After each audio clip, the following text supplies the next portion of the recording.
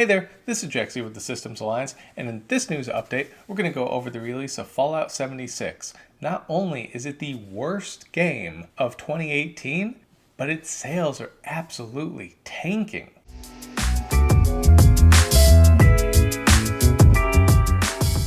So as many of you are aware, Fallout 76 has just been pretty much a meme across the entire internet, across all of gaming, ever since the beta has been released. There were so many issues going on with it. They weren't able to fix it before launch. Everyone knew they weren't going to be able to. The game was not only half-baked, but I mean, we're talking like pre-alpha stage. And a lot of Fallout apologists were taking a look at the beta saying, oh, they're going to fix it all this. But then Bethesda came out and said, no, we aren't. In fact, we have no fixes planned for a lot of the major issues, and for a lot of the smaller ones, yeah, we have fixes planned, but none of them will be implemented on launch. So sales numbers are starting to trickle in, and first I want to acknowledge the UK sales. This is physical sales only, so you have to take the sales with a little bit of a grain of salt. And if you're wondering, well, how large of a grain of salt are we talking here? Well, since Fallout 4's launch in 2015, we're looking at digital sales taking up about 20 to 25% more of the market. So rough guesstimate, if you were to have a game that sold, say, 10 million units in 2015, and then you have a game that sold 7.5 or maybe 8 million units in 2018, they might have actually sold the same amount because the digital sales would be over here and more physical sales would be over here. So that's just kind of a rough starting point when you think about this. That being said though, the sales for Fallout 76 versus Fallout 4 are down 82.4%. 82.4%. Now,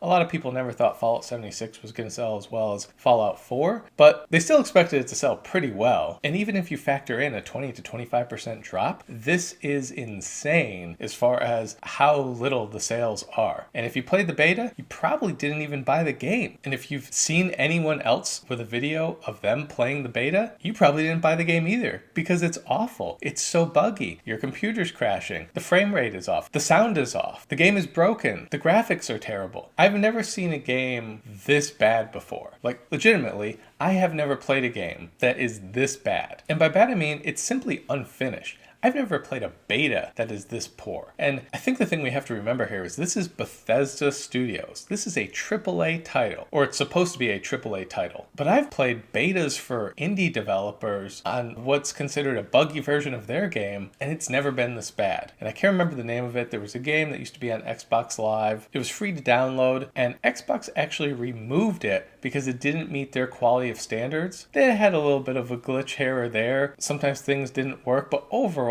I would say it worked 10 times better than Fallout 76. So that should really tell you something, how poor this game is. Not to mention, that was like an indie developer and a beta. This is Fallout 76 in its release form, AAA title. Pretty inexcusable, and this is a game that I believe should fail and needs to fail because I think Bethesda has gotten away with having buggy games in the past. They always go ahead and patch them and fix them as time goes on, but it's really kind of inexcusable when you compare them to other developers and what they release. Generally, they're of a much higher quality. There's been quite a few high-profile disasters the past few years, but they're all a little bit different. So for instance, you have a Mass Effect Andromeda. That's actually not a bad game. Had way too much hype, didn't deliver, bad graphics, but the gameplay was fine. The gameplay was actually really good. Some stuff was missing that we had in previous games, but all in all, it wasn't a terrible game. The fact that EA abandoned it really hurt the game at the end because they had fixed it up quite a bit, although even still graphically, it looked better in its alpha stage than the beta stage because they had to redo everything in a short amount of time.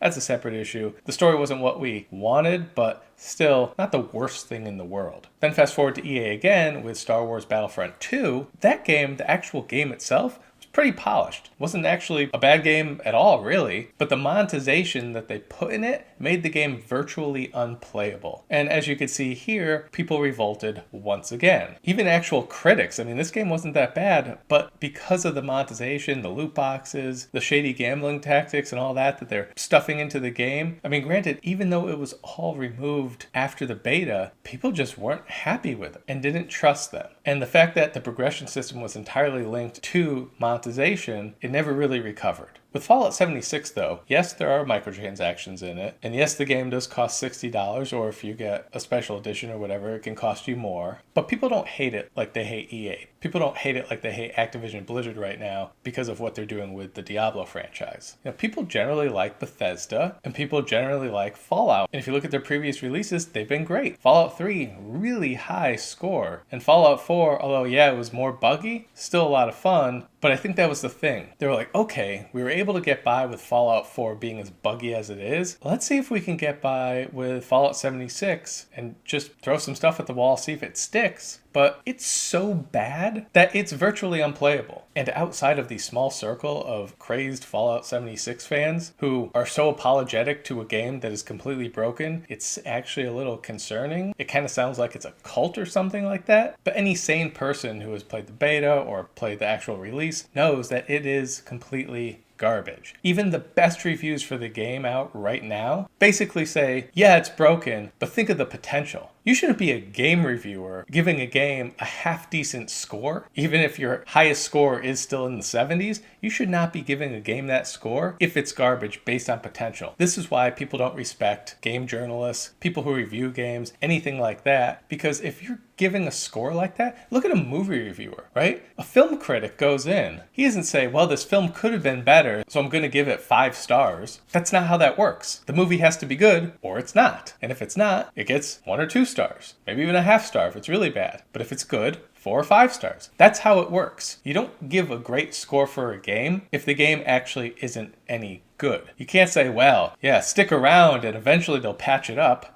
You don't know that. You don't know that. Bethesda could go under tomorrow, and then you have this relatively high score compared to the other ones sitting up there, and you look like an idiot. Why? Because you gave it based on something that never happened. That's not a review. How can you grade based on that? Your teacher in high school or professor in college, whatever it is, they didn't give you an A+ based upon what you could have done. In fact, if you didn't do what you could have done, they might have told you that, hey, I expected more out of you because I know you're smart enough and I know you're capable because I've seen it before. But they'd still give you a bad grade if you did a bad job. So the fact that they are not doing this, the fact that they are giving Fallout a pass and it's still in the gutter as far as its average reviews are concerned, never mind the fan score, which is of course way worse, it just boggles my mind that anyone could be that apologetic towards a studio. This is why people think the reviewers are paid off, and that's why people don't think it's legitimate. But back to Fallout 76, the game is absolutely terrible. The UK sales, definitely something to take a look at. Should we expect the same here in the United States? I wouldn't be surprised if we do see the same thing here in the United States. And then of course reflected throughout the rest of the world. And the reason this game needs to fail, as opposed to the bad monetization features that happen with Star Wars or anything else, this will need to fail because this game isn't finished. You can't charge $60 for a piece of crap. I mean, you can, they did, but you shouldn't. And the only way to show you that you shouldn't is for people to not buy it, and that seems to be what's happening here. You have to imagine Bethesda knows this. You have to imagine that internally they are ashamed of the product that they put out. Hopefully internally they're also thinking, we can fix this, we have to, and we will, but we don't really know that. They did not address that at all. For all we know, they're just going to have some minor fixes and the game is still going to be completely broken. So let me know your thoughts on all of this. Are you thinking like me and Fallout 76 is actually the worst polished game to ever be released in 2018 and maybe of all time as far as AAA titles go? Because literally I cannot think of one that is worse than this. Obviously this is not going to tank Bethesda, so the fact that this game is failing is still a good thing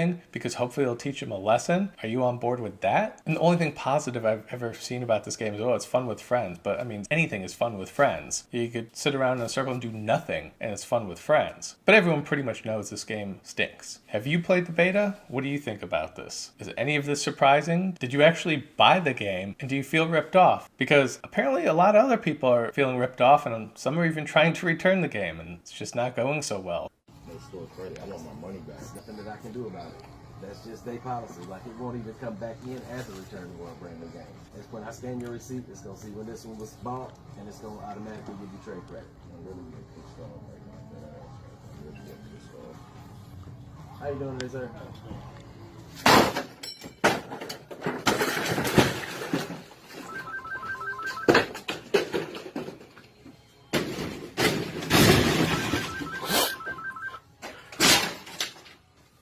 Thank you for calling GameStop. This is Brian. How can I help you? So let me know your thoughts down in the comment section below. Be sure to like, subscribe, share, hit me up on social media, and we'll catch you next time.